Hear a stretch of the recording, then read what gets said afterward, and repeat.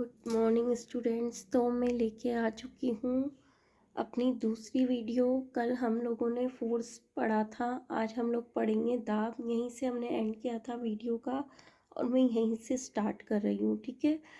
तो आज हम लोग पढ़ने वाले हैं दाब। दाब की डेफिनेशन आप लोगों को दिखाई दे रही होगी। किसी पृष्ठ के प्रति एकांक क्षेत्रफल पर लगने वाले बल को दाब कहते हैं, ठीक है। दाब बराबर बल बटा क्षेत्रफल। दूसरी डेफिनेशन है किसी क्षेत्र पर लगाए जाने वाले बल को दाब कहते हैं, ठीक है। अब किसी भी पर्टिकुलर एरिया पर लगाए जाने वाले बल को दाब कहते हैं, ठीक है। अब इस दाब को जैसे कि क्षेत्रफल दाब में एक एग्जांपल से आप लोगों को समझाती हूँ। ये रहा एग्जांपल, दिख रहा है सबको? ये रहा एग्जांपल, ठीक है।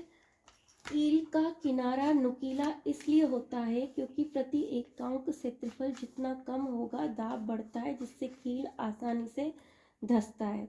हमें पता है प्रेशर का फॉर्मूला होता है हमारे पास में F/A, ठीक है। मतलब किसी पर्टिकुलर एरिया पर हम जब बल लगाएंगे वो क्या कहलाएगा? प्रेशर कहलाएगा। जैसे हम आज ये मेरे पास स्केच है और मैं इससे अपने हाथ पे बल लगा रही हूँ इस साइड से, तो लग रहा है, चुभ रहा है मुझे। लेकिन मैं इस तरीके से अपने हाथ पे प्रेशर लगाऊंगी तो ये नहीं चुभेगा और यहाँ पे फोर्स ज़्यादा हो जाएगा, दाब ज़्यादा लगेगा और यहाँ पे दाब कम लगेगा, ठीक है। ऐसा क्यों? सॉरी, मेरे कहने का मतलब है यहाँ दाब नुकीले क्षेत्र पर क्षेत्रफल कम होने से दाब ज़्यादा लगेगा और जो यहाँ पे क्षेत्रफल ज़्यादा होने की वजह से दाब कम लगेगा। यहाँ पर A अगर ये बढ़ेगा तो ये घटेगा, तो ये एरिया बढ़ गया तो इस पे लगाने वाला दाब यहाँ पर बढ़ने से ये दाब कम लगेगा यहाँ पे, क्योंकि ये एरिया बढ़ गया। लेकिन यहाँ एरिया छोटा हो गया तो इस पे लगने वाला प्रेशर बढ़ जाएगा, ज़्यादा प्रेशर से मुझे चुभेगा। लेकिन यहाँ पर एरिया बढ़ने से ज़्यादा प्रेशर से मुझे ये नहीं चुभ रहा है क्योंकि एरिया बढ़ गया, तो दाब मुझे यहाँ पर कम लग रहा है। लेकिन यहाँ पे एरिया कम होने से मुझे यहाँ दाब लग रहा है, मतलब मुझे ये चुभ रहा है, ठीक है। तो छोटे एरिया में दाब ज़्यादा लगेगा, बड़े एरिया में दाब कम लगेगा। एग्जाम्पल यहाँ पे लिखे हुए हैं, आप लोगों को दिखाई दे रहे हैं। मैं इन्हें एक एक करके एक्सप्लेन करती हूँ, ठीक है। कील का किनारा नुकीला इसलिए होता है क्योंकि प्रति एकांक क्षेत्रफल जितना कम होगा दाब बढ़ता है, जिससे कील आसानी से धंसता है। आपको ये फॉर्मूला लर्न होगा तो आप किसी भी एग्जाम्पल को समझ सकते हो कि एरिया बढ़ेगा तो दाब कम लगेगा, दाब कम लगेगा तो चीज इजीली अंदर घुस जाएगी, धंस जाएगी। मतलब अगर मुझे कील ठोकनी है, ठीक है, अब मैं इधर से ठोकूंगी तो दाब कितना ही बढ़ा दूं लेकिन ये जाएगा ही नहीं अंदर, ये पेन अंदर घुसेगा ही नहीं। लेकिन अगर मैं इसका एरिया कम कर दूं, मतलब ये नुकीला है, ये एरिया इतना सही रह गया, इस पे जो लगने वाला बल है वो बढ़ जाएगा क्योंकि इस जगह बल ज़्यादा अच्छे से अप्लाई होगा, ठीक है। नुकीला एरिया जल्दी घुसेगा तो यहाँ दाब कम लगाने की जरूरत पड़ी, लेकिन यहाँ दाब कितना ही लगा दो आप, लेकिन ये अंदर जाएगा ही नहीं क्योंकि क्षेत्रफल बढ़ गया है। तो क्षेत्रफल बढ़ने पर दाब कम लगता है, क्षेत्रफल कम होने पर दाब ज़्यादा लगता है, कील आसानी से अंदर घुस जाती है, ठीक है। तो ये इसके एग्जाम्पल है कि इसको समझाने के वाले एग्जाम्पल है कि एरिया बढ़ेगा तो दाब कम होगा, एरिया कम होगा तो दाब बढ़ेगा, ठीक है। अब कंधे पर लटकाने वाले थैले में चौड़ी पट्टी दाब को कम करती है। पट्टी जितनी पतली होगी दाब के नियमानुसार दाब बढ़ेगा क्योंकि प्रति एकांक क्षेत्रफल कम हो जाता है, ठीक है। आप सब्जी लाने वाला थैला होता है या कोई भी थैला होता है, उसके अंदर अगर पतली सी पट्टी होगी ना तो आपको ज़्यादा चुभेगी और नीचे की तरफ भार आपको ज़्यादा लगेगा। लेकिन वहीं अगर वो उस थैले की चौड़ी पट्टी होगी, वो इतना ब्रॉड होगा, मतलब उसका क्षेत्रफल इतना होगा, तो दाब कम लगेगा। दाब कम लगेगा मतलब आपको वजन कम लग रहा है, तो आप उसको अच्छे से कैरी कर लोगे। लेकिन वहीं अगर पतली पट्टी होगी ना, तो वो क्षेत्रफल कम हो गया, मतलब दाब बढ़ गया, मतलब नीचे की तरफ वेट ज़्यादा लगेगा, तो आप उसको उठाने में आपको मुश्किल होगी। ठीक है, तो वो भी इसी फॉर्मूले को समझाने के लिए एक एग्जाम्पल दिया है कि क्षेत्रफल बढ़ने पर दाब कम लगता है, क्षेत्रफल कम होने पर दाब ज्यादा लगता है। तीसरा एग्जाम्पल है कुली है। कुली अपने सर पर बहुत सारा वजन लेके चलता है। ठीक है, अब वो वजन, वो इतना वजन कैसे कैरी कर पाता है, क्योंकि वो उस अपने सर पर एक गोल कपड़ा लगा कर रखता है। ठीक है, तो देखा है ना कुली को, तो वो गोल कपड़ा क्यों लगा के रखता है। हम अक्सर औरतें मटका भरने जाती है, पानी भरने जाती है, तो गोल कपड़ा क्यों रख लेती है, क्योंकि एक तो वो बैलेंस रहेगा, दूसरा उसको उसका वेट कम लगेगा, दबाव कम लगेगा। क्यों? क्योंकि क्षेत्रफल बढ़ गया। तो क्षेत्रफल बढ़ने से दाब कम लगेगा, दाब कम लगेगा तो उसे चलने में, उसको उठाने में सामान को आसानी होगी। अभी ट्रक है, ट्रक के जो पहिए हैं वो चौड़े क्यों बनाए जाते हैं? क्यों? क्योंकि उसके ऊपर वजन होता है, भार होता है, वो दबाव कम लगे, इसलिए उन पहियों का क्षेत्रफल बढ़ा दिया जाता है, उनकी चौड़ाई बढ़ा दी जाती है ताकि दाब कम लगे। तो क्षेत्रफल बढ़ने पर दाब कम हो गया। और चौड़े इसलिए बनाए जाते ताकि सड़कें खराब ना हो। दबाव लगेगा तो सड़कें जल्दी खराब होगी, क्योंकि इतने ज़्यादा भारी सामान लेके ट्रक चलते हैं, तो रोड तो बहुत जल्दी खराब हो जाएंगे। ठीक है, तो इसीलिए उनको चौड़ा बनाया जाता है, उनके पहियों को, ताकि एक तो वो उसका जो सामान है वो भी बैलेंस रहे, वो भी कैरी कर पाए वो ट्रक के पहिए, और हमारी सड़कें भी खराब ना हो।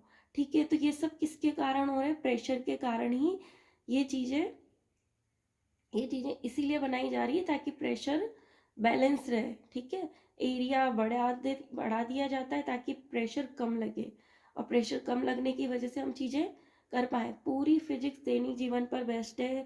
जो भी आपके आसपास के एग्जाम्पल है वो फिजिक्स के किसी न किसी फॉर्मूले से, किसी न किसी डेफिनेशन से जुड़े हुए हैं कि क्या रीज़न है, ऐसा क्यों नहीं होता है। उन सब के पीछे फिजिक्स है, कोई ना कोई चीज के पीछे फिजिक्स है। आप कुछ भी कर रहे हो, पंखा गोल क्यों घूम रहा है, इसके पीछे भी फिजिक्स है। ठीक है, ये पेन मैं उठा रही हूँ, इसके पीछे भी फिजिक्स है। मैं बोल पा रही हूँ, इसके पीछे भी फिजिक्स है। सब, जितनी भी चीजें हमारी डेली लाइफ में हम देखते हैं वो सब फिजिक्स है। तीसरा एग्जाम्पल, एग्जाम्पल नहीं है, अब वो है कि दाब कितने प्रकार के होते हैं। मतलब दाब जो भी है, द्रव, गैस और वायु, वो दाब लगाती है। तो दाब के प्रकार पढ़ो, समझ सकते हैं आप इन्हें। या मतलब कौन कौन सी चीजें हैं जो हमारे ऊपर दाब लगाती है। तो अच्छा, द्रव्य दाब लगाते हैं, गैस भी दाब लगाती है, अच्छा वायु भी दाब लगाती है, पर कैसे लगाती है? तो हमने वो भी हमारे डेली लाइफ में देखा है कि द्रव्य, आप किसी भी बॉल को पानी के टब में डिप करो, वो बॉल वापस से बाहर आएगी, क्योंकि उसका वेट कम रहेगा। तो वजन वाली होगी वो तो डूब जाएगी, लेकिन जो हल्की बॉल होगी उस द्रव्य के अंदर डालेंगे तो वो वापस से उसको बाहर की तरफ धकेलेगी। वो इस रीजन से होता है क्योंकि द्रव्य अपना एक दाब लगाते हैं। ठीक है, यहाँ पे एक एग्जाम्पल दिया हुआ है, मैं समझाती हूँ। ठीक है, द्रव्य बर्तन की दीवार पर दाब डालते हैं, जैसे पानी की पाइप से लीक होने पर फुव्वारों का निकलना। ठीक है, सॉरी, द्रव्य बर्तन की दीवारों पर दाब डालते, पानी की पाइप से लीक होने पर फव्वारों का निकलना। पानी के पाइप में लीक हो रहा है पाइप, ठीक है, उससे फव्वारे निकल रहे हैं। वो देखना बिल्कुल सेम दूरी पर ही वो फव्वारे जाएंगे। जितना, मतलब उनका जो डिस्टेंस होगा ना, वो बिल्कुल बराबर होगा कि जितनी दूरी पर पहला फव्वारा जा रहा है ना, जहाँ से लीक हो रहा है, दूसरा फव्वारा जहाँ से लीक हो रहा है वो भी वहीं से निकलेगा।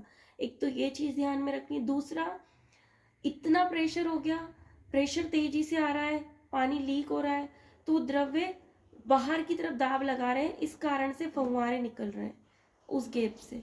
ठीक है, तो द्रव्य भी दाब लगाते हैं, एक बोल वाला और एक ये पाइप वाला, कि पाइप से पानी निकलने लग जाता है ना, क्योंकि ओवरफ्लो हो रहा है, दाब बढ़ रहा है, दाब बढ़ने के कारण पाइप लीकेज हो रहा है, पाइप लीकेज होने के कारण फव्वारे हो रहे हैं। ये क्यों हो रहा है? क्योंकि पानी भी दाब लगाता है। पानी क्या, एक द्रव्य, द्रव्य भी एक दाब लगाता है। ठीक है, नेक्स्ट पढ़ेंगे गैस जिस बर्तन में रखी जाती है उनकी दीवारों पर दाब डालती है, ठीक है।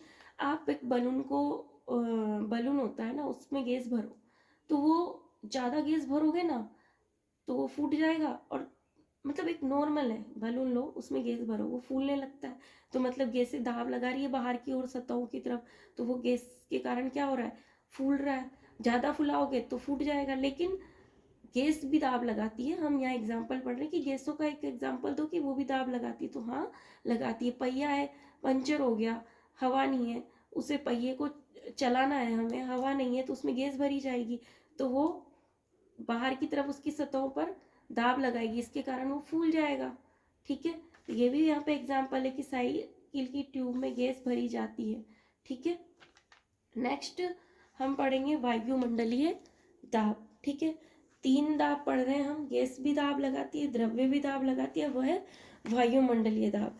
वायुमंडलीय दाब की डेफिनेशन क्या है, वायु द्वारा लगाए गए दाब को वायुमंडलीय दाब कहते हैं। हमारे वायुमंडल में वायु ही वायु है, तो वो एक दाब लगाती है, किसके ऊपर लगाती है, हमारे ऊपर लगाती है, तो उस दाब को क्या कहते हैं, वायुमंडलीय दाब कहते हैं।